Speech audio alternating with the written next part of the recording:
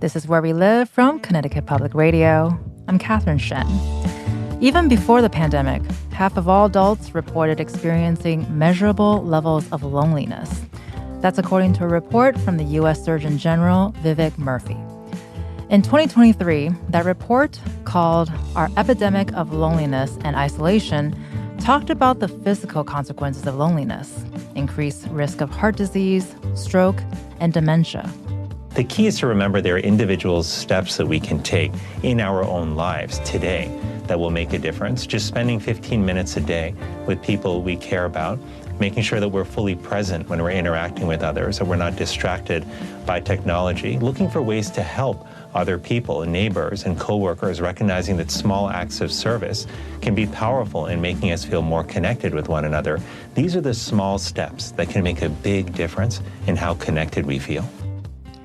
Murthy stressed how social connection is the key to individual and community health and well-being. And this idea of social connection is something that today's guest has spent a lot of time focused on. Deb Bibbins is the founder and CEO for All Ages, an organization uniting older adults and younger generations, and its statewide initiative, the Connecticut Collaborative to End Loneliness. Deb and I sat down earlier this month at the International Festival of Arts and Ideas in New Haven. The theme of the weekend was How We Live. Today, we'll listen back to our conversation. I started by asking Deb about how she became interested in the topic of loneliness. I am not a clinical psychologist.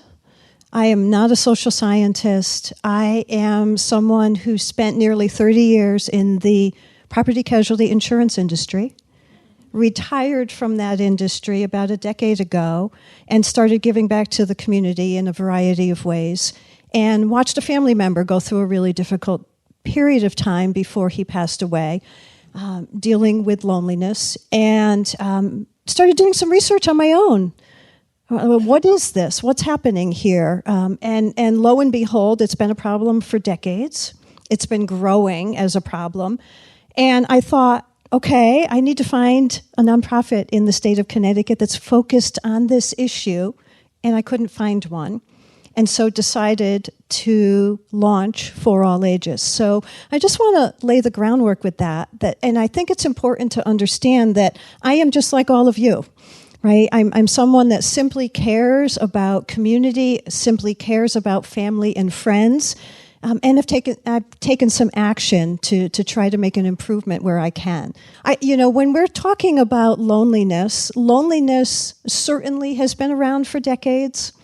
The research goes back decades, and it's worldwide research.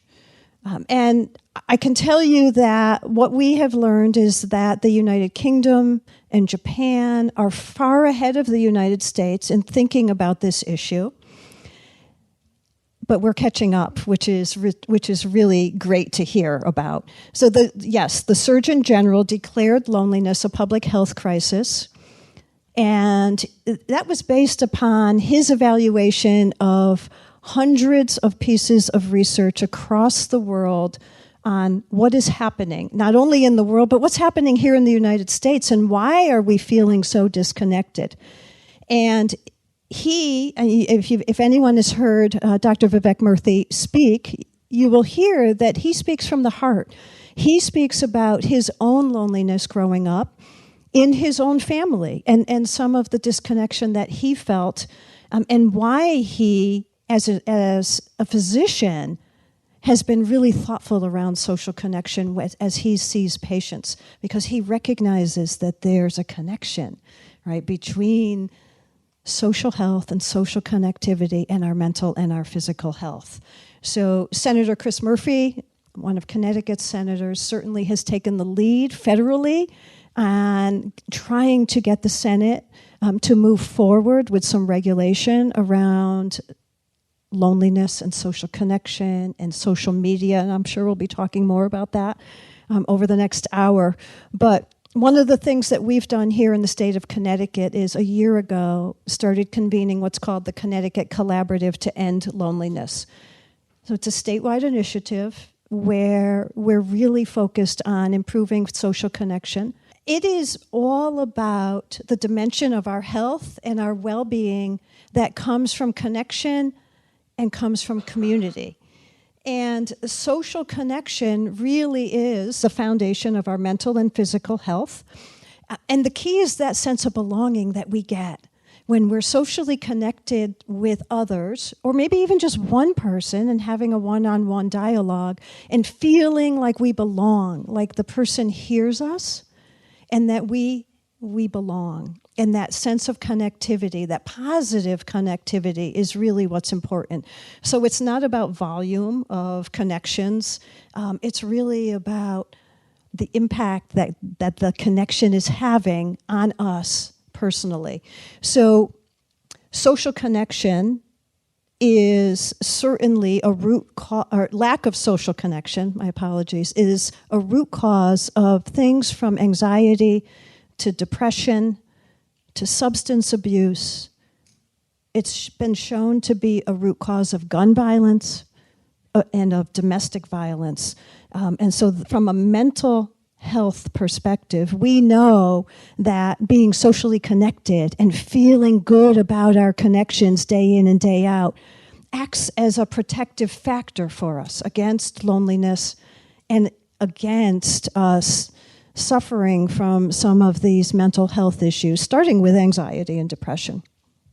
So basically, you're telling me to not cancel my plans. Don't cancel your plans. No. Well, be intentional about making those plans. Yes, that's something that I'm thinking about as we're sitting here too. And I'm thinking we're making a social connection just by being in this room together. I see nodding of heads, and I think it's a wonderful thing, right, on this Saturday morning. Absolutely. And so we mentioned mental health. So what about the physical health? How are they connected somehow? So, again, not being a physician, I will do my best. A lot of the research that has been done over the past decade on the importance of social connection to our physical health has been focused on older adults. And some of that research shows, for instance, that socially connected people really build this protective factor within our bodies that help ward off various physical ailments.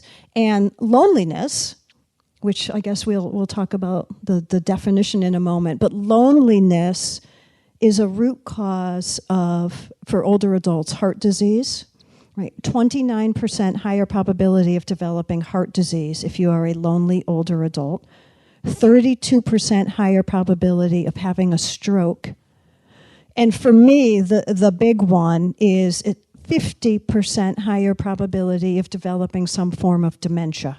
And I think when we think about the pandemic, right, and we think about seeing older adults, for instance, in adult living communities, and we weren't, if any of you had an older adult in an adult living community as a family member, you weren't able to get in and see them, right? Maybe you only were able to wave to them through the window, or you were able to have a phone call with them, but we know that dementia has spiked as a result of the pandemic.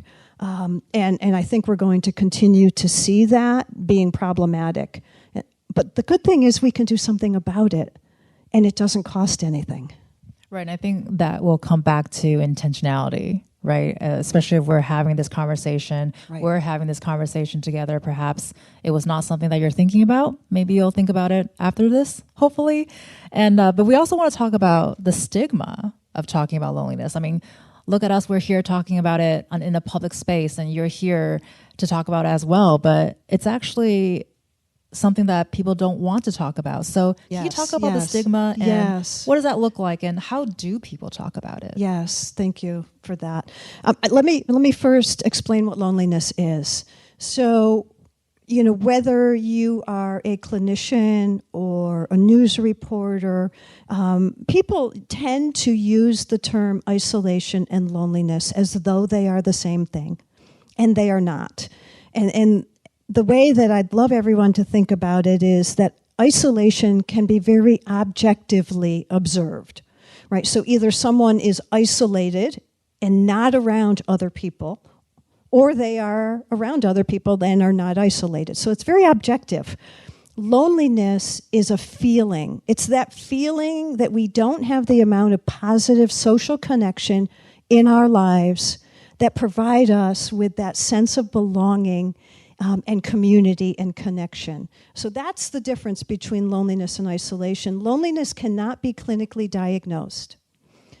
And it's one of the things that we have been working on with the Connecticut Collaborative to End Loneliness is bringing clinicians together to start to screen for loneliness and what does that look like. And it really has to be admitted to. So as far as the stigma, there is definitely a stigma associated with loneliness. No matter where I go, what we find is that young adults are more apt and more willing to talk about loneliness. I believe it's because they've grown up in this space of being comfortable talking about their mental health. Older adults tend to not want to talk about the stigma or talk about loneliness as much. I would love for everyone to think about it the same way you think about hunger. When you're hungry, it simply means you need food. And when you're lonely, it simply means you need social connection, positive social connection in your life. And, we, as each of us, can do something about reducing the stigma simply by talking about it. So I'd like to actually, if we can do this, maybe we can get some audience participation here. Has anyone here ever felt lonely? Raise your hand. Most people. All right. So I think if you had looked around when you raised your hands, you would see that most people in the room have felt some loneliness at some point in their life. And it's a human condition, right? So as humans, we are hardwired to be social. We're social beings. And when we are lacking that social connectivity that's critical to us, we start to feel lonely. And you shouldn't be ashamed of that. It simply means you need to make a change in your life and get some positive social connection. I'm also wondering if this is something that maybe through conversation, maybe yourself or when you're speaking with somebody else, have you ever had a chat where someone's like, I didn't think I needed the social connection, but actually you do. Because so this is an anecdote that I share. Before I became a reporter with Connecticut Public, I was working on a newspaper, and this was during the lockdown.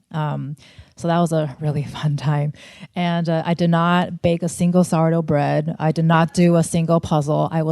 That's how busy I was. I was doing 4, 5, 6 stories a day in a very small staff. But at the time I was thinking I wasn't bored because at some point I was getting social connection. I was talking to people almost every day. And then when we were able to go out a bit more, I went out, talked to people and all that jazz. But it actually wasn't until I think it was 2021 that my husband and I did a road trip and met some friends. And we did a camping trip.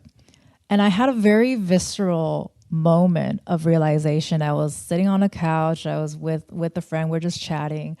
And I just had a shock go through my body like, this is actually what I needed. I thought I was having social connection. I think I was, to a certain extent. But it wasn't until it was in a non-work environment that my brain kind of exploded and was like, that's actually, I didn't realize I needed that social connection. And it was a great trip after that when I connected that's what I needed. So is that common as I'm asking you this live? It's very common. So I think what happens is that we believe we're getting the amount of social connection that we need. We may feel good about it. We feel comfortable living our lives day in and day out. And then something really super positive takes place, right? Connecting with people that you haven't seen in a while, or connecting with, whether it's a family member or a friend, where something really clicks and you realize, wow, this is really, really giving me this sense of belonging that I didn't realize I was missing. We hear it all the time. We're listening back to my conversation with Deb Bibbins, who's the founder and CEO of For All Ages and its statewide initiative, the Connecticut Collaborative to End Loneliness. We spoke with a live audience at the International Festival of Arts and Ideas in New Haven. Coming up next, loneliness is impacting everyone. But a recent study from Cigna shows that young adults are actually being impacted the most. We continue our conversation after the break. This is Where We Live. I'm Catherine Shen. Stay with us. This is Where We Live from Connecticut Public Radio. I'm Catherine Shen. Today, we're listening back to my conversation with Deb Bibbins. She's the founder of For All Ages, an organization uniting older adults and younger generations, and its statewide initiative, the Connecticut Collaborative to End Loneliness. This conversation was recorded at the International Festival of Arts and Ideas in New Haven. We know that loneliness is impacting the older adult population, but young adults are nearly twice as likely to feel lonely. I asked Deb to respond to a study by Cigna Group that says 79% of young adults have reported feeling lonely. When we go out and talk with students, college students or young adults who are not going on to college and going an alternative route, they talk about the fact that they grew up with this built-in social connection. Right? So they had their family at home. They grew up with friends, and they graduated high school with the same group of friends that they had known for more than a decade, right? And then it all ends, and they're thrust into the world. And if they go to college, they have to find their new world. They have to find their new connection and friends and make friends. Or if they don't go on to college, they then are left with, okay, many of my friends going on to college, and I'm not going that route, and so how do I get my social connectivity? It's a great example of a transition period in our lives that causes loneliness, and it's also tied to social media, which I think we'll talk about in a minute, but one of the things that we know is that transition periods in our lives are the times when we can feel the loneliest. And I think it makes sense when you think about it, right? So whether you are going off to college for the first time, and you're, like I said, you're thrust into this new world where you know no one, and you're expected to make friends and figure out who do you have a common connection and common interest with, or whether you're starting a new job, moving to a new city, moving to a new state, new moms are significantly suffering from loneliness. And, we know a little bit about that.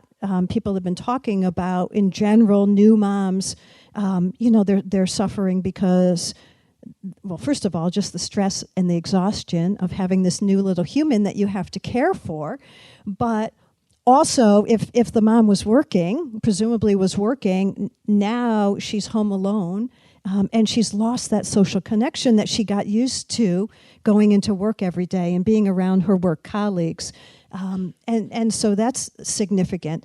I can tell you caregivers are also now being talked about, which I feel great about, because so many of us are caregivers for older adults. When you become a caregiver, you sort of put your own health aside, and you're focused on caring for a loved one. And caregivers are some of the loneliest people, and we as community members need to do more to care for our caregivers. Retirement is another time where people, they get so excited about retiring, and again, they leave behind the colleagues that they got to know, and they're home. And the first 6 months is fantastic. And then after those 6 months, people start saying, okay, what is my purpose, right? And what am I to do from here? And I've actually told my husband he's not allowed to retire until he figures out his next role. Like, what is he going to do? What is it going to be? I don't care what it is, but it needs to be something where he can have a purpose and where he can get some social connection. We talked about the older generation as well. 70 plus is the second population that experiences loneliness the worst under our Yes. younger people. So can you talk about that a little bit? Why do Sure. you think that is? Sure. Well, I think we can all probably think about the fact that as we grow older, some of our friends and family members start to pass away. And that 70 plus population, if we're so lucky to be 70, 80, 90 years old, we're going to lose a lot of our friends who weren't so lucky, right? Who passed away due to, whatever health reasons there were. And so we're not only losing our family and our core support network of cousins and parents and all of that, but we start to lose our friends also. This is what happened to the family member that I spoke about early on. Is he was very socially connected to a group of fishing buddies, and one by one they started to pass away, and he was the last. He used to say, "I'm the last one standing," and now I'm fishing alone, and so that happens. And that can happen. It's one of the reasons to foster intergenerational connections, especially as we get older, to foster those connections with people that are younger than us. I know it sounds sort of morbid, but statistically, they're more likely to still be around as you age, and can provide that helpful social connection. We love intergenerational friendships. One of my family friends, she's around, I want to say 35, and one of her besties, as she calls her, is 85. And the 85-year-old aunt is what we call her too. Always jokes about how like learning young lingo helps her a lot. She's always learning the next thing, and so it really helps her brain. I mean, she's 85 and sprightly. Like you would not be able to tell that she's 85, and she actually says it's fantastic. I know, right? It's goals, but it's those conversations that she's like, it's better than doing a crossword. Like it's better than doing a puzzle, because she's actively connecting with this person, and because the person literally has a different language, so she has to keep up. And then the younger person also learns patience and teaching her aunt the language that she's using. And it's just this beautiful friendship, I think. I think you get more out of it than you think. At first you thought, oh, just friends and you're just hanging out, but you're actually getting more. Intergenerational connection is, we call it sort of the icing on the cake. So not only are you getting the social connection, right, that provides all of the value of that's providing that sense of belonging and connectivity to help our health, our mental and physical health, but we're getting, as older adults, we're able to mentor someone and have a sense of purpose and share our wisdom and share our experience. And, for the young adults or for a child, right, is whatever age group we're talking about, that younger person, they're getting a mentor.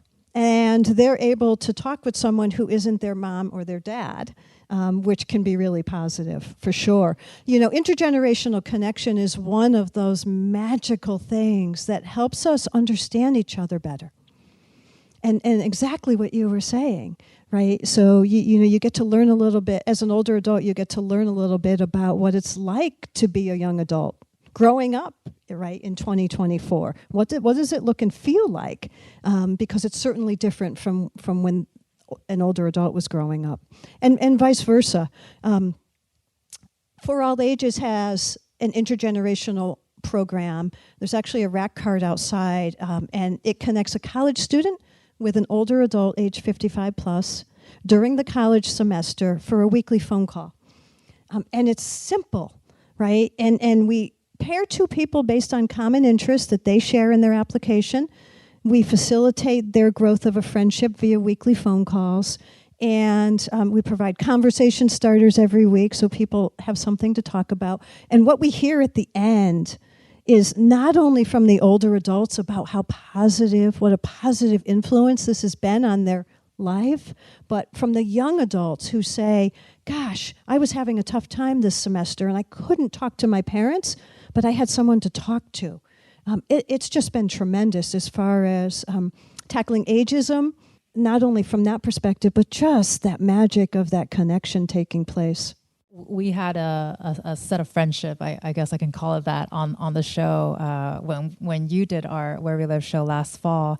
And one of the things that I remember is so actually I believe the older, she's an aunt that's like 85 years old, actually. It's not the same person, I swear.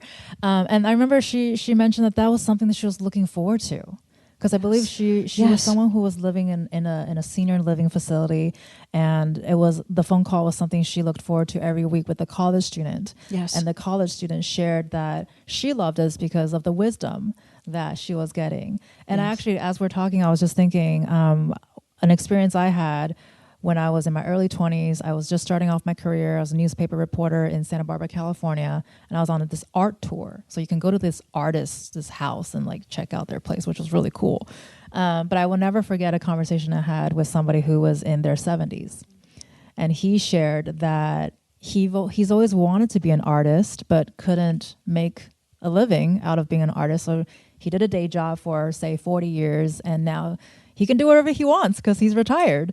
And I was about 23, 24 at the time, and it struck me hard. I still remember it to this day, obviously, but it gave me a sense of hope that, oh yeah, you don't have to do the thing by the time you're 30 or 40 or 50. But that was what I got from this older person, and I needed someone outside of my parents' space to tell me that, right? But I was able to get that because of my work. So it's just a beautiful moment for me. Yeah, I think as we're living longer, and we're thinking about not only our second chapter, but our third chapter and our fourth chapter, it gives us the ability, I feel, to have more freedom and more flexibility. So I'm getting up to the point where For All Ages considers older adults age 55 plus. I'm 59, so I guess I'm in that older adult population now. But I feel like I have so much to learn from some of the people that I have met via For All Ages that are in their 80s and 90s, right? That's a different generation than my generation, and there's still so much wisdom. And one of my favorite volunteers that I've been fortunate enough to meet and get to know via For All Ages is a 92-year-old retired physician who takes classes every semester at Central Connecticut State University. And he does pottery classes, he does metalworking classes. He actually has a show coming up at CCSU in the fall where he's got this huge space and all of his artwork is going to be shown. And he is one of the most vibrant individuals that I have ever met. And he will say, it's the social connection that I get by going to class, connecting with the younger students, and just being able to have this purpose that keeps me going and keeps me aging well. What about demographics? Because we also know from studies that men deal with loneliness very differently from women, yes. and the impacts are also very different. Can you touch on that a little bit? Yes. So the research shows that men tend to be lonelier than women. Certainly that's a generalization, but what the research shows is that men tend to not be intentional about having social connection and fostering social connection in their lives. Men tend to be, sort of the solo guys that are just doing their thing and don't really, in some cases, I've had men say, I don't know how to make friends. Like, no one has ever taught me how to do this. Like, what do I do? How do I go out and where do I start? And what I say is start where your passion lies. Right, so pick that area, whatever your passion is, whether you love to play the guitar or you really enjoy, rock music or whatever it is. Photography is a big one where because people of all ages can participate in it, people tend to pick up photography really at any age of their lives. And when you join a photography club, it's one of the most inclusive clubs that you can find because everyone's helping each other, which I didn't realize before I started this job, of fostering social connection here, that photographers are just great at social connection. There's a lot of men that are photographers and that find their sense of connection and community via a local photography club. So with that in mind too, because approaching people, it can be scary and you don't know what you're going to get from the other person. Right. They might think you're just this creeper coming up, right? I feel like that sometimes. I promise I'm not. I'm just really interested in you. But how do we actually do that and help each other improve that social connection when maybe you have a friend that you know has a hard time approaching new people, or you yourself, maybe you're like, I don't know if I have any interest, so I don't know if I want to go to a photography club or a chess club or whatnot. So what do you do in that space? So and we get that question a lot, actually. Where do I start? Sort of question, and I think the answer is reaching out to a friend to go somewhere with you, right? And actually having a phone call, right? So actually picking up the telephone and asking a person to attend an event with you. We know that loneliness, it doesn't matter whether you're an introvert or an extrovert, loneliness is, universal. And it's not that introverts are lonelier. That's not the case at all. It's not what the research shows. It really is about having the comfort in being able to step into a new space. And what we know is that when you can step into a new space with a friend, you've got that buddy, and you're more likely to do it. And so we always say, reach out to someone. Reach out to a friend. If you want to go attend an event like today, perhaps you had a friend reach out to you and say, "Will you come with me?" Right? Did anyone here have a friend reach out to them? Right? So there's some people here that said, "Yeah.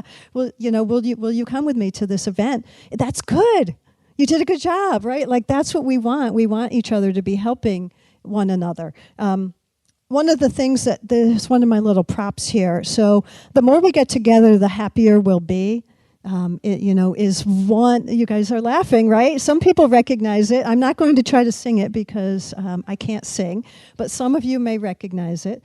This was actually a poem that was written by a poet in the United Kingdom more than 100 years ago. He was asked to craft a little jingle for a children's charity to try to get people to foster donations. And he came up with this poem, "The more we get together, the happier we'll be," and it goes on. You guys probably know it. And it was all about, the children's charity was all about fostering social connection for children more than 100 years ago. And so people have been talking about social connection on and off, a little bit for more than a century. And if you remember nothing else from today's talk, remember this, because this is really what life is all about.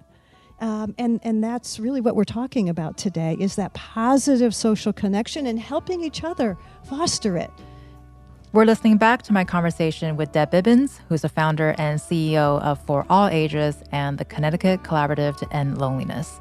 We spoke at the International Festival of Arts and Ideas in New Haven. Coming up next, is social media keeping us connected or making us even lonelier? This is Where We Live. I'm Catherine Shen. Stay with us.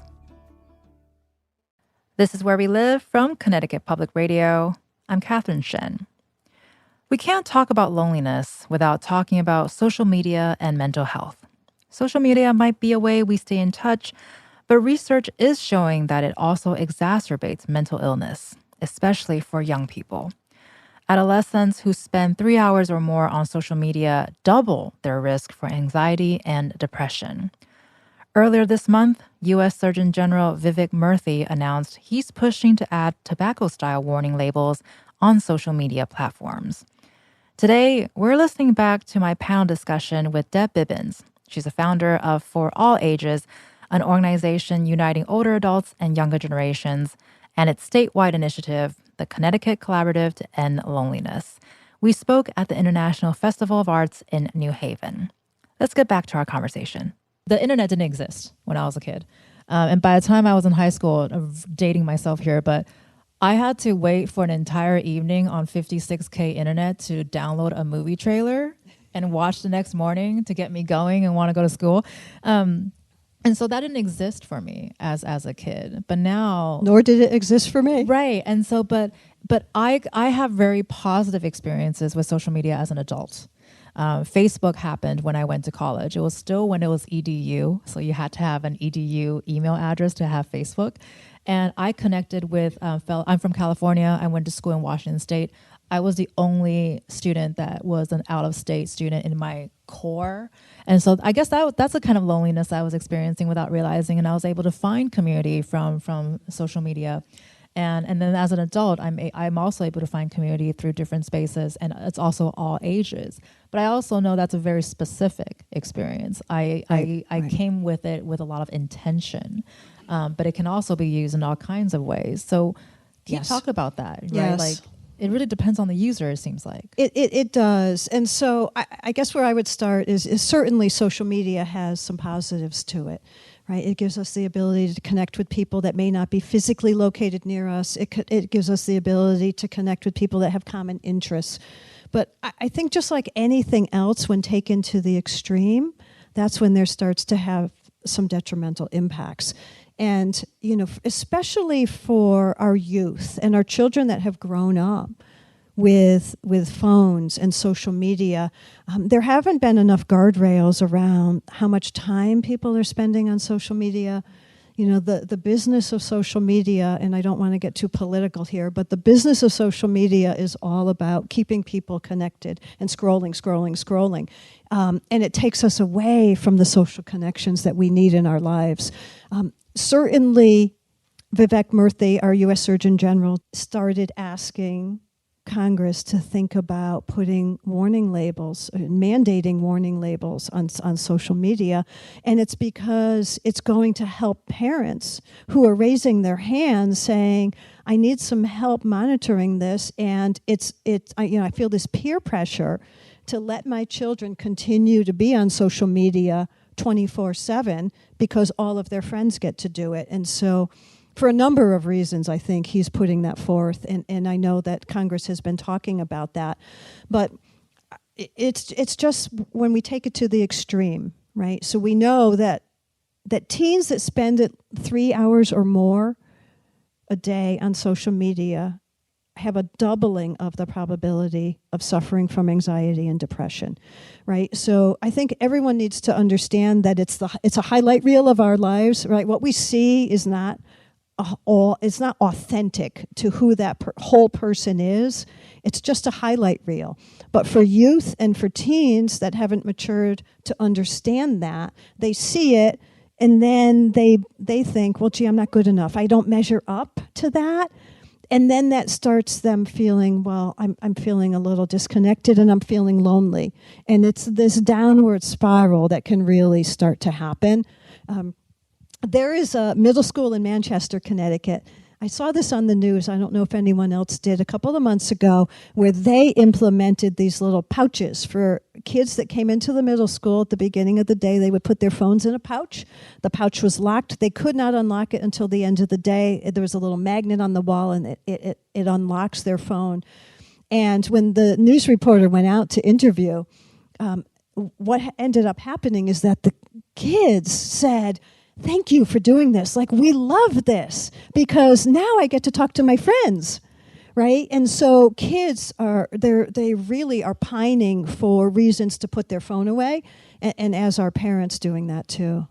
So it's something that I think we all ought to be thinking about, spending less time on our phones. Well, I can imagine if you grew up with a phone in your hand, it's hard to remember that you can leave it, right? I mean, even I forget sometimes, like, it's okay to leave your phone behind. It's not going to cause anything. Yeah, I have an example for last night. The storms that came through knocked out our power. I live up in Greater Hartford, and a lightning strike knocked out the power. And 4 hours into it, my husband was looking at Eversource on his phone as though he was going to will the power to come back. And I said, put your phone down and let's go out into the backyard. And we went out into the backyard, and everything was dark because no one in the neighborhood had power. And the lightning bugs, like the fireflies, were just magical. Yes. And we spent 25 minutes just sitting out there, just talking, and just enjoying the fireflies. And we would have never done that, right, if the TV were on and, if we had been focused on our phones. Well, one of my favorite first world problem is when the power goes out and you're forced to not be on your phone because you want to conserve. And I would read by candlelight. It's so romantic, right? But then you realize there's a reason why everyone's eyesight was really bad way back when. So that's right. That was my discovery. So we took out the camping lamp instead. So I want to leave some room for questions, but just lastly, because we mentioned the pandemic, and I do want to touch on how, loneliness is an issue that was already in conversation before the pandemic, before the lockdown happened, but certainly because of what's been going on, it has been exacerbated. And so what are your thoughts about that? And also in terms of looking ahead, yes. What can we do to, mend the exacerbation maybe, or even just start that social connection as we've been talking about this morning? Yes. We've been talking to a lot of librarians who have said we're offering more programs than we ever have, and we're struggling with having our community members come in and engage with them. And we talk to people who say, I think I've forgotten how to reach out to people and how to connect because I got so comfortable, right, just being at home. And I think, we know that the pandemic caused loneliness to creep up to around 85%, right? So it's back down to only an epidemic level at around 61%. But it went up to 85% during the pandemic, but many people are still stuck in this space where they haven't really reached out to people. I guess one of the things that I would say is think about someone that you haven't reached out to in 6 months or a year or 2 years or 3 years, and call them today. When you leave here, just make a phone call. Reach out to someone. And don't start it with an apology of, I'm sorry I haven't talked to you in 3 years. Start it with, I was thinking about you today, and I wanted to call you to check in and see how you're doing, because it makes such a world of difference. You're listening to my conversation with Deb Bibbins, who's the founder and CEO of For All Ages and the Connecticut Collaborative to End Loneliness at the International Festival of Arts and Ideas in New Haven. We had some time to take audience questions. Our first question was about young adults, on young men and masculinity. So I've worked with teenagers a good amount, and so I really appreciated the discussion around demographics of loneliness, especially around young men and masculinity. And so just thinking about that's something I've always been really interested in and think about as in a mentor role. And so I was just wondering if you had any more that could share about what it is potentially that you think about masculinity and manhood that leads to this kind of disparagement in social connections, and what as parents or mentors we can do to help support young men in being able to have fulfilling relationships. We need to just ensure that our young adults and our teens are comfortable reaching out to others and starting a dialogue. And be comfortable using telephones. One of the things that I think we don't do a good enough job as parents, and I'm just as guilty, is teaching our youth to be comfortable making a phone call. It's one of the things that we find with our T3 intergenerational friendship community is that we've had some young adults, especially some freshmen in college, say to us, this was the first time I ever made a phone call on the telephone. I have received calls from my parents and from others, but I've never really gotten comfortable making a phone call, and it took some time for me to get comfortable and knowing what to say even on the telephone. So I think that's a space where we can do better, and we can help one another with that, especially the teens and adolescents. I also think that I feel like today is better than it was 50 years ago, where people are talking about mental health, right? And it's more open, and we're being more willing to share when we're having a problem.